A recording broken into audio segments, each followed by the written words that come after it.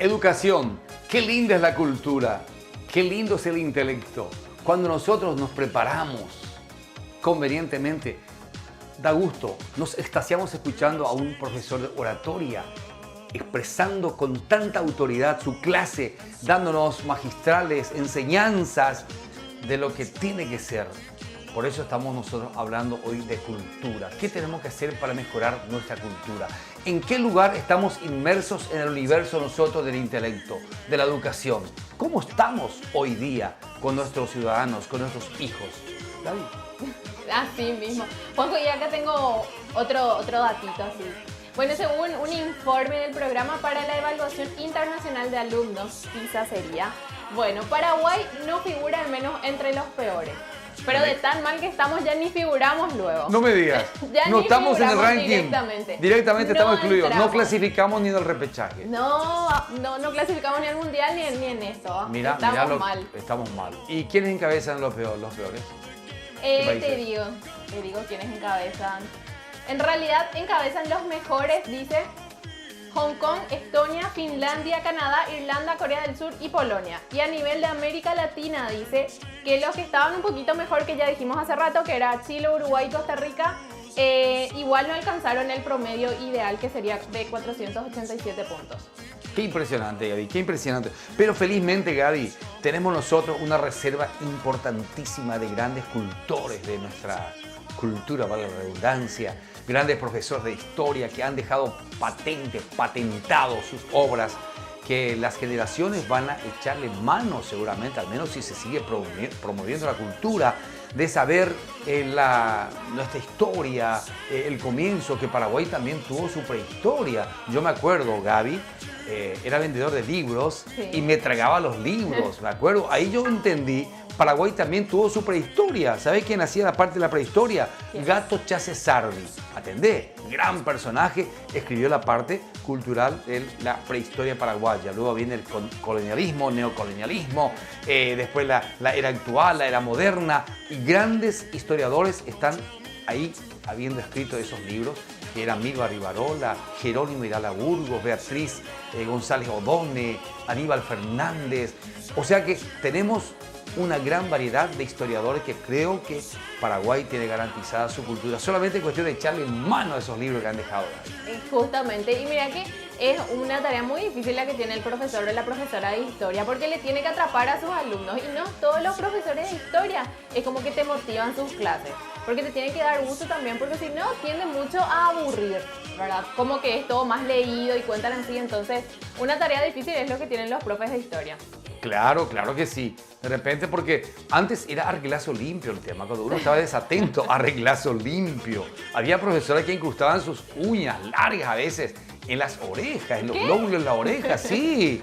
Hasta podían sangrar y los padres no podían decir nada. No, está muy fuerte. Yo pensé que arreglazo, pero hasta hoy día me estaban diciendo los productores, la bella Vero y nuestro amigo Robert, nos decían que hay algunos padres que inclusive están tratando de eludir el tema que la profesora dé tarea de dictado, por ejemplo, y no, ¿por qué dictado? Porque mi neno viene nervioso supuestamente, y tratando de que rehuyan ese compromiso de estar haciendo una tarea que nosotros la hacíamos antes automáticamente, si no la hacíamos era problema nuestro. Es que es cierto, ahora cambió. Antes, por ejemplo, bueno, no sé, pero antes, por ejemplo, mi mamá, digamos, o de mi camada, era si algo nosotros fallábamos, nos atacaban, digamos, a nosotros. Pero ahora es como que diferente, algo falla y se van todos en contra de los profesores. Entonces ellos también se ven así como que no saben cómo actuar.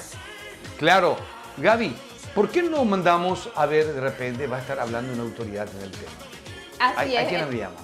Sí, la producción estuvo con el profesor, él también es historiador, el profesor Nelson Aguilera, y nos estuvo hablando un poquito sobre la historia del Paraguay. Vamos a ver.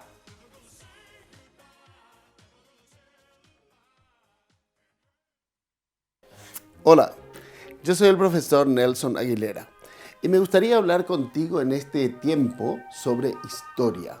La historia es sumamente relevante porque si conociéramos la historia no cometeríamos los mismos errores. El Paraguay prácticamente se descubre hacia el año 1524 Algunos dicen por Alejo García, por tierra, y por Sebastián Gaboto en el año 1527 por agua. Asunción es fundada el 15 de agosto de 1537 por Juan de Salazar y Espinosa. Y bueno, este es un poquito el comienzo. El primer gobernador de la provincia fue Domingo Martínez de Irala. Luego llegamos ya a la época de la independencia. La independencia se gesta el 14 y 15 de mayo de 1811. A partir de allí tuvimos algunos gobiernos hasta que llega el doctor Francia al poder como dictador temporal primeramente y luego dictador perpetuo. Luego llegamos ya a la época de Carlos Antonio López, que por supuesto a él se le tiene en cuenta como si fuera el gran constructor del Paraguay. Todo lo que tenemos, edificios antiguos, etcétera, se debe a Carlos Antonio López.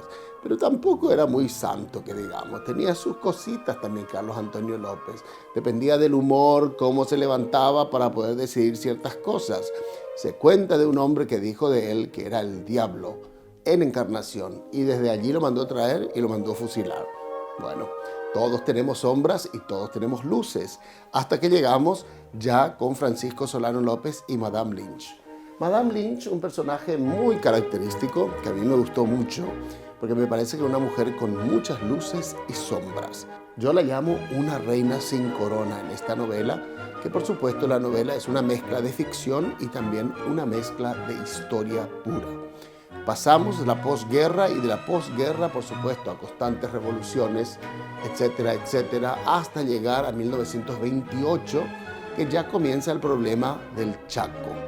Y en 1932 nos vamos a otra guerra donde perdimos 30.000 hombres, hasta 1935. Y si bien se logró la victoria, hubo manifestaciones en Asunción con respecto a que se cedieron territorios allá hacia el río Parapití. Todo sea por la paz. Desde 1947 en adelante hasta 1954 vivimos un caos. Había gobiernos que duraban 8 días, 24 horas, 15 días, etcétera, porque había constantes golpes de Estado. Hasta llegar a la época estronista, 1954. Si bien Stroessner consolidó lo que sería la sociedad para que no haya ya tantas revoluciones, tantos golpes de Estado, etc. Y no podemos negar, hubo progreso en su época. El Paraguay dio saltos, pero también hubo otros problemas, especialmente con los que se oponían a su régimen político. Esto, por supuesto, duró hasta el año 1989, en que con un golpe de Estado, el general Rodríguez instala la democracia. A partir de allí tenemos un gobierno democrático. Primeramente se le llamó transición democrática hasta el 2008, en que el coloradismo cae y surge Fernando Lugo, que marca una etapa diferente. Ahora estamos viviendo supuestamente en una democracia donde todos tenemos derecho, pero vemos las diferencias en nuestro país. ¿Tenemos problemas? Sí, tenemos problemas, pero el desafío es seguir construyendo este país, seguir construyendo esta sociedad. Contra vientos y marea, seguimos adelante.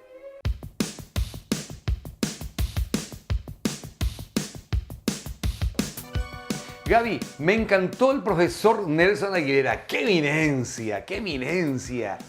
Vos sabés que de una él de repente empieza a hacer su locución, sí. Empieza a hablar sin forzarle nada y lo hace cronológicamente, no es que hace una pausa y tiene todo acá en la sabiola, como dicen los argentinos, ¿verdad? Como de una sabía todo, él lo tenía todo acá. Qué envidiable, ¿no? Y qué lindo es eso, Gaby, porque ahí está gran parte de lo que va a quedar como cultura de nuestro país. Conocer la historia, como él decía una parte, un pueblo que no se aboca al conocimiento de su historia es un pueblo que puede ser víctima mañana de caer en la repetición de los mismos errores que podían haberle afectado, ¿no? Claro. O sea que es importante. Y, por ejemplo, hace rato, Gaby, el tema de la Triple Alianza, para mí ese era un tema de... En la escuela, en el colegio, eso nos tocaban como examen final, sí o sí te salían. Me acuerdo la entrevista Yatay-Picorá que tuvo con Mitre, el mariscal Francisco Solano López, y que podía decidir el futuro de un país, el cese de la guerra o no, bueno. De todo. Todo eso, y la gente no lo sabía. Ya se olvidaban diciendo, uno dijo, no, ya me olvidé todo. ¿Por qué será que antes parece que se le quedaba más a la gente o será que antes enseñaban de otra forma o porque ahora hay más distracciones? ¿Sabes por qué, Gaby? ¿Por qué? Es fácil, había rigor. Los profesores daban la tarea y la daban. El que no traía, ese tenía que pagar las consecuencias. Se le mandaba a llamar a los padres, se hablaba con la directora, no estaban cumpliendo su responsabilidad. Y ahí no había, mi hijo trabaja todo el día y no tiene tiempo. Y había chicos que mantenían a su familia ante ausencia del padre, que a veces no estaba en la casa o no alcanzaba el sustento. Tenían que levantarse a las 4 de la mañana. Así contaban mis padres también. Yo no viví esos tiempos tampoco, ¿verdad? Yo creo que influye mucho también de los profesores de hoy en día. Como que se dice, ya no hay más profesores por vocación. Como que todo así nomás ya también. O sea, es de todo verdad, un poco. es verdad. Un poquito acá, un poquito allá. Es verdad, toman la vocación como una profesión meramente. Ahí está, sí. No es un apostolado. Porque viste que la profesión antes era un apostolado. A pesar de que ahora de repente en los recónditos lugares del país a veces llegan noticias, Gaby, de que hay educadores que inclusive están cobrando una mísera paga y no dejan de estar asistiendo a su lugar de trabajo, enseñando a los chicos, a veces a los indígenas.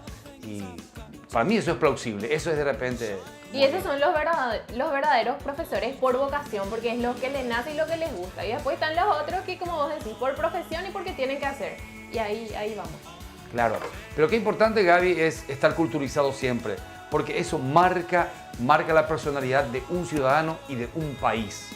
Es importante, con autoridad, estar respondiendo una pregunta simple, ¿qué tal? No sé, yo me detengo ya. Vamos a un corte, Vamos a un corte vamos a un corte. antes que se plague.